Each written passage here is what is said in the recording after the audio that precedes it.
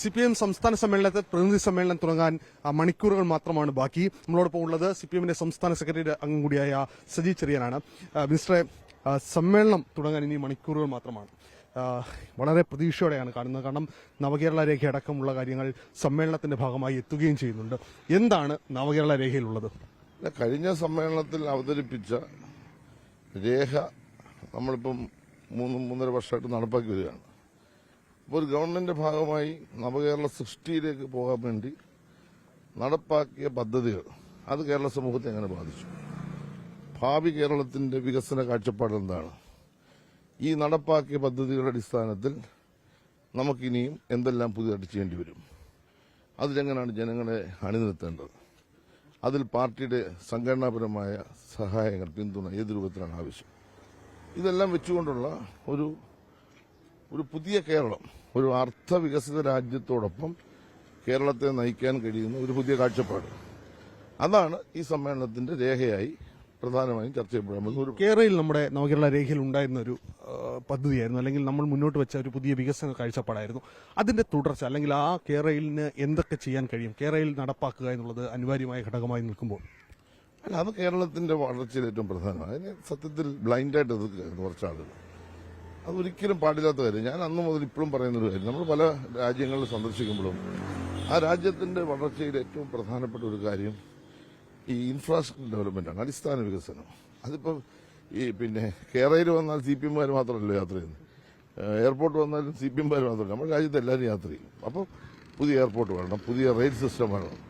നമ്മൾ ഇപ്പോൾ കണ്ട ചൈനയുടെ ഏറ്റവും അവസാനത്തിൽ ഇപ്പോൾ ലാസ്റ്റ് അവർ ലോഞ്ച് ചെയ്തത് 600 കിലോമീറ്റർ സ്പീഡാണ്. അതായത് ഇപ്പോൾ കണ്ണൂരിൽ നിന്ന് തിരുവനന്തപുരത്ത് വരാൻ 1 മണിക്കൂർ മതി. ആ ദൂരം വെച്ച് നോക്കിയാൽ നമ്മൾ 15 മണിക്കൂറെടുക്കും. ഈ വ്യത്യാസം നമ്മൾ കുറയ്ക്കണം. അതുകൊണ്ട് കേരളയിൽ പറഞ്ഞത് കേരളത്തെ ഇല്ലായ്മ ചെയ്യാനല്ല, കേരളത്തെ നന്നാക്കാൻ വേണ്ടിയാണ്. പിന്നെ അതിനകത്ത് കുറച്ച് പ്രശ്നം എന്ന് വെച്ചാൽ ഭൂമി ഏറ്റെടുക്കലുമായി ബന്ധപ്പെട്ട ഇത് തന്നെയായിരുന്നല്ലോ നമ്മുടെ രാഷ്ട്രീയയുടെ ഭാഗത്ത് വന്ന് ജനങ്ങൾ സഹകരിച്ചില്ലേ. ഗ്യാസ് ലൈനിന്റെ ഭാഗമായിട്ട് വന്നു. ഇപ്പോൾ ദേശീയ ജലപാത പ്രശ്നമായി ബന്ധപ്പെട്ട് ഭൂമി ഏറ്റെടുത്തെങ്കിലേ കുറച്ച് കാര്യങ്ങൾ ചെയ്യാൻ പറ്റും. എന്നാൽ പരമാവധി ഭൂമി ഏറ്റെടുക്കൽ കുറവ് വരുത്തിക്കൊണ്ടുള്ള ബജറ്റായിരുന്നു, നല്ലൊരു ബജറ്റായിരുന്നു. അതിനെ ഇവര് രാഷ്ട്രീയ ലക്ഷ്യത്തോടുകൂടി, പ്രത്യേകിച്ച് കേരളത്തിലെ മുഖ്യമന്ത്രിയുള്ള ഒരു വിരോധം തീർക്കാൻ വേണ്ടി ഒരു കള്ള സമരം, ഒരു മോശപ്പെട്ട അവസരവാദപരമായ സമരം നടത്തി. അവർക്ക് തന്നെ അറിയാം ഇത് വേണമെന്ന്.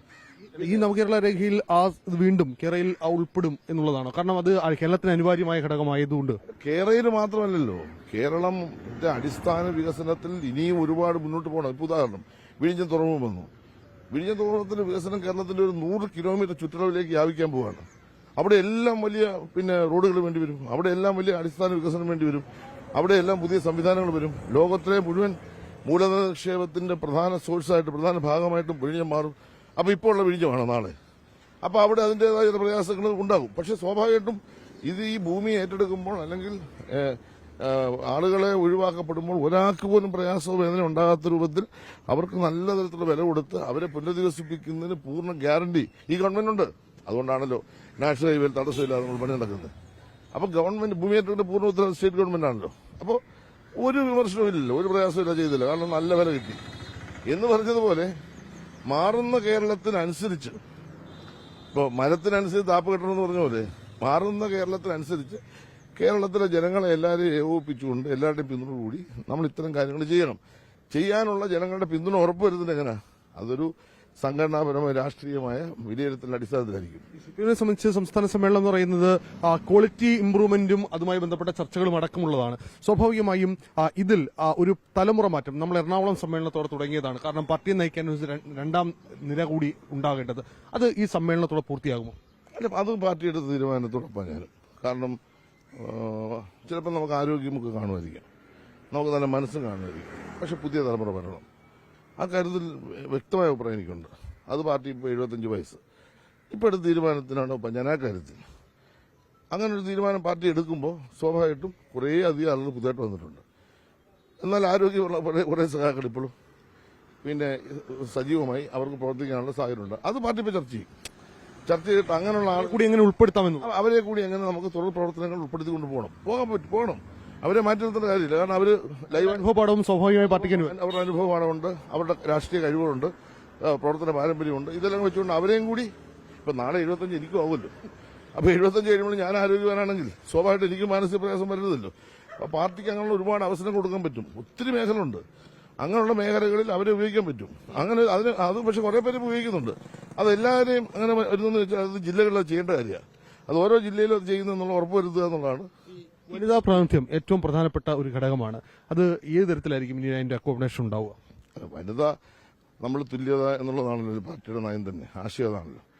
അത് ഒറ്റയടിക്ക് നമുക്ക് യാഥാർത്ഥ്യം കഴിയില്ല, കാരണം പുരുഷ മേധാവിത്വം ഒരു സംഭവമാണ്.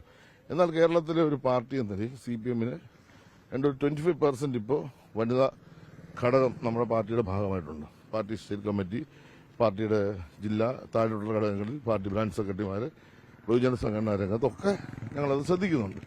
സമ്പൂർണ്ണമായിട്ടില്ല, തുടർച്ചയായ ഒരു പ്രക്രിയയിലൂടെ ആ ഒരു ഉറപ്പ്, വനിതാ സംരക്ഷണം ഉറപ്പുവരുത്താൻ അവരെ കൊണ്ട് പ്രോത്സാഹിപ്പിക്കാനുള്ള നിലപാട് പാർട്ടി സ്വീകരിക്കുന്നുണ്ട്. ഇപ്പോൾ അതിനുവേണ്ടിയുള്ള ധാരാളം ഇടപെടലുകൾ പാർട്ടി നേതൃത്വത്തിന്റെ ഭാഗത്ത് തന്നെ ബോധപൂർവ്വം തന്നെ ഉണ്ടാകുന്നുണ്ട്. അത് ഭാവിയിൽ ശരിയാവും.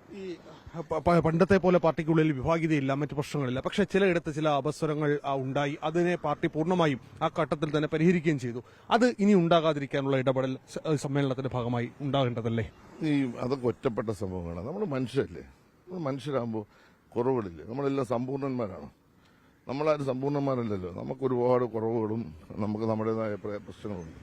അത്തരമൊക്കെ ഓരോ ഘട്ടത്തിലും നമ്മുടെ പാർട്ടി അത് കൂട്ടായി ചർച്ച ചെയ്തിട്ട് നമ്മളൊരു പുതിയ തീരുമാനം. ഈ ഭാഗ്യത ഉണ്ടായ സമയം എന്ന് പറയുന്നത് ഒരു പ്രത്യേക സന്ദർഭത്തിലുണ്ടായ വിഷയം, അത് അവസാനിച്ചു. അതൊന്നും കേരളത്തിലെ പാർട്ടിക്ക് അതിന് മുമ്പും ഇല്ലായിരുന്നു, ഇപ്പോഴും ഇല്ല. അതൊരു പ്രത്യേക ഘട്ടത്തിലുണ്ടായത്.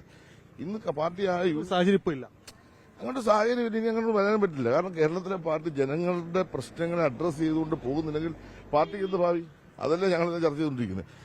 ഞാൻ ചോദിക്കുന്നത്, എതിരാളികൾ ഇത്രയും ഞങ്ങളെ തകർക്കാൻ ശ്രമിക്കുന്ന ഒരു സന്ദർഭത്തിൽ ഞങ്ങൾ പരസ്പരം അങ്ങോട്ടും ഇങ്ങോട്ടും കുറവും കുറ്റവും പറഞ്ഞുകൊണ്ടിരുന്നാൽ മതി? ഞങ്ങളുടെ മുമ്പുള്ള പ്രശ്നം എന്താ? ഞങ്ങളുടെ രാഷ്ട്രീയ ശത്രുക്കൾ ഈ രാജ്യത്ത് ഉയർന്നു വരുന്ന ഏറ്റവും വലിയ തൊഴിലാളി പ്രസ്ഥാനത്തെ തകർത്ത് രാജ്യത്ത് വർഗീയതയും വലതുപക്ഷ രാഷ്ട്രീയവും തെറ്റായ സാമ്പത്തികം നടപ്പാക്കുമ്പോൾ ജനപക്ഷത്ത് നിൽക്കുന്ന ഒരു പാർട്ടി ഞങ്ങൾ അങ്ങോട്ടും ഇങ്ങോട്ടും അഭിപ്രായത്തിൽ പറഞ്ഞുകൊണ്ടിരിക്കും. ഞങ്ങളുടെ ലക്ഷ്യം ഇപ്പോൾ എന്താ? അതൊന്നും ഞങ്ങളുടെ മുമ്പിൽ പ്രശ്നമല്ല. ഞങ്ങളെല്ലാം ഒറ്റയ്ക്ക് ഇരുന്ന് ഒന്നിച്ചിരുന്ന് ചർച്ച ചെയ്ത് ശക്തമായ നിലപാട് സ്വീകരിക്കും. വളരെ യൂണിറ്റിയോടുകൂടി യൂണിഫൈ ചെയ്ത് പാർട്ടി അങ്ങോട്ട് പോകും. അവസാനം ഒരു കാര്യം, കാരണം കഴിഞ്ഞ തെരഞ്ഞെടുപ്പിലടക്കം പ്രതിപക്ഷം ഏറ്റവും കൂടുതൽ ആയുധമാക്കിയത് ഈ കടലോര മേഖലയിലെ വിഷയങ്ങളായിരുന്നു. അത് ഇത്തവണയും സ്വാഭാവികമായും ഇനി തെരഞ്ഞെടുപ്പിന് മാസങ്ങൾ മാത്രമാണ് ബാക്കി നിൽക്കുന്നത്. കടലോര മേഖലയിൽ നിലനിൽക്കുന്ന പ്രശ്നങ്ങൾ അത് വീണ്ടും സജീവ ചർച്ചയാക്കി കൊണ്ടുവരാൻ UDF ആഗ്രഹിക്കുന്നുണ്ട്. കാരണം കടൽ ഖനനം അടക്കമുള്ള വിഷയത്തിൽ സംസ്ഥാന സർക്കാരിനെ കടന്നാക്രമിക്കുകയാണ്. ഇക്കാര്യവും സംസ്ഥാന സമ്മേളനത്തിന്റെ ഭാഗമായി ഉയർന്നു വേണ്ടതല്ലേ? കാരണം കേരളത്തെ സംബന്ധിച്ച് ഏറ്റവും പ്രധാനപ്പെട്ട വിഷയങ്ങളൊന്നാണ്. കടൽ ഖനനത്തിനെതിരായിട്ട് അവരെക്കാൾ മുമ്പ് നിൽക്കുന്ന ഞങ്ങളല്ലേ, അപ്പോൾ അവരെന്ത് വരുത്തിക്കൊണ്ടുവരാൻ? നിങ്ങൾ നോക്കൂ, കഴിഞ്ഞ 8 വർഷം കേരളത്തിന്റെ കടലോര മേഖലയിലുണ്ടായ മാറ്റം, ഒരു സമാധാനം, എന്തൊരു സ്വസ്ഥത. അവർക്ക് ഗവൺമെന്റിനെതിരെ ഒരു സമരവും ചെയ്യാൻ അവരെ കൊണ്ട് കഴിയാത്തതിന്റെ കാര്യം എന്താ? അവര് കഴിവില്ലാത്തവരല്ല, അവര് ഗവൺമെന്റിനോടൊപ്പമാണ്. കാരണം അവർ പറയുന്ന എല്ലാം ഞങ്ങൾ ചെയ്യുന്നുണ്ട് ഞങ്ങളുടെ പരിമിതിക്കുള്ളിൽ നിന്ന്. ഇപ്പോൾ തൊഴിലാളികളുടെ ക്ഷേമ പ്രവർത്തനങ്ങൾ, അല്ലെങ്കിൽ കടലോര മേഖലയിലെ കടൽഭിത്തി സംരക്ഷണം, അതുപോലെ തന്നെ ഭവന നിർമ്മാണം, വിദ്യാഭ്യാസ പഠനം, എന്തെല്ലാം കാര്യങ്ങൾ ഗവൺമെന്റ് ഇതുപോലെ ഇടപെട്ട ഒരു കാലമില്ലല്ലോ. അത്രയും കാര്യങ്ങൾ ചെയ്യുമ്പോൾ അവർ സംതൃപ്തരാ. എന്നാൽ എല്ലാം ഞങ്ങൾ ചെയ്തു എന്ന് ചോദിച്ചാൽ എല്ലാം ചെയ്തിട്ടില്ല. ഞങ്ങൾ ചെയ്യും. ഇനി ഞങ്ങളുടെ ഒരു തുടർഭരണം വരുമ്പോൾ ഞങ്ങൾ അതും ചെയ്യും. ബാക്കി ഈ പക്ഷെ ഒരു കാര്യം പറയാം, 24,000 വീട് കടലോര മേഖല വെച്ചുകൊടുത്ത, അല്ലെങ്കിൽ മത്സ്യത്തൊഴിലാളിമാരെ വെച്ചുകൊടുത്തൊരു ഗവൺമെന്റ് ഇന്ത്യയുടെ ചരിത്രമുണ്ടായിട്ടില്ല. അതാണ് നമ്മൾ കാണേണ്ടത്. അല്ലെങ്കിൽ എല്ലാ വിദ്യാർത്ഥികൾക്കും സൗജന്യം പഠിക്കാൻ കഴിയുന്ന ഒരു സ്റ്റേറ്റ് ഇന്ത്യ വേറെ ഇല്ല. ഈ കഴിഞ്ഞ വർഷം ഞങ്ങൾ 2 പേരെ വിദേശത്ത് വിട്ടു 90 ലക്ഷം രൂപ മുടക്കി പഠിപ്പിക്കുക. അപ്പോൾ ഇതൊക്കെ അവർ സംതൃപ്തരാണ്. ഇനി അവരുടെ കുറേ പ്രശ്നമുണ്ട്, ഞങ്ങളത് അഡ്രസ്സ് ചെയ്യുന്നുണ്ട്. പ്രത്യേകിച്ച് കേരളത്തിലെ മുഖ്യമന്ത്രിക്ക് പ്രത്യേക താല്പര്യമുള്ള ഒരു മേഖലയാണ്. അതുകൊണ്ട് തീരദേശ മേഖല കഴിഞ്ഞ പ്രാവശ്യം ഞങ്ങൾക്ക് 42 സീറ്റായിരുന്നു. ഈ പ്രാവശ്യം അത് കൂടുമെന്നാണ് എൻ്റെ വിശ്വാസം. ഒരു 3ാം ടേണിലേക്ക് പോകുമ്പോൾ ഒരാളെ മുൻനിർത്തിയുള്ള ഒരു ചർച്ച, അല്ലെങ്കിൽ അത്തരം ഒരു കാഴ്ചപ്പാട് മുന്നോട്ട് പോകുന്ന രീതി CPM ഉണ്ടാകില്ല. അല്ല, വ്യക്തി അധിഷ്ഠിത അല്ലല്ലോ CPM. ഞങ്ങൾ കൂട്ടായ ചർച്ചയല്ലേ, എല്ലാ കാലത്തും കൂട്ടായ ചർച്ചയിലൂടെ ലീഡർഷിപ്പ് ഉയർന്നു വരും. അതിൽ നിന്ന് കേരളത്തിലെ ഗവൺമെന്റിനെ നയിക്കുന്നത് പിണറായി വിജയൻ, പാർട്ടിയെ നയിക്കുന്നത് ഗോവിന്ദൻ മാഷും. ഇതാണ് ഞങ്ങളുടെ കൂട്ടായ നേതൃത്വം. ആ കൂട്ടായ നേതൃത്വത്തിലൂടെ ഉയർന്നു വരും. അത് എല്ലാ കാലത്തും CPM-ന്റെ ഒരു സംഘടന ചർച്ചകളിലൂടെ മാത്രമാണ് എക്കാലവും ഉണ്ടാവും. തീർച്ചയായിട്ടും ആർക്കും ഒറ്റയ്ക്ക് അങ്ങനെ ഒരു ആധിപത്യം പറ്റുമോ? അങ്ങനെ പറ്റുമോ? കൂട്ടായ ചർച്ച ചെയ്യും. ഞങ്ങൾക്കറിയാമല്ലോ ഞങ്ങളുടെ നേതാക്കന്മാരുടെ കഴിവ്, അവരുടെ കുറവ്, അവരുടെ കാലഘട്ടത്തിനനുസൃതമായി നേതാക്കൾ ഉണ്ടാവും. തീർച്ചയായിട്ടും പാർട്ടിക്ക് ഇഷ്ടംപോലെ നേതാക്കന്മാരുണ്ട്. പുതിയ തലമുറ വളർന്നു വരണം. പുതിയ തലമുറയെ കൂടി ചേർത്താണ് നമ്മൾ വളർത്തിക്കൊണ്ടുവരുന്നത്. അങ്ങനെ വരുമ്പോൾ ഒരു പ്രശ്നമില്ല. നേതൃത്വത്തിന്റെ പ്രശ്നമൊന്നും ഇല്ല. നേതൃത്വം ഇച്ചിരി കൂടുതലാണെന്നായിരിക്കും, ഒരു കുഴപ്പമില്ല. എല്ലാവിധ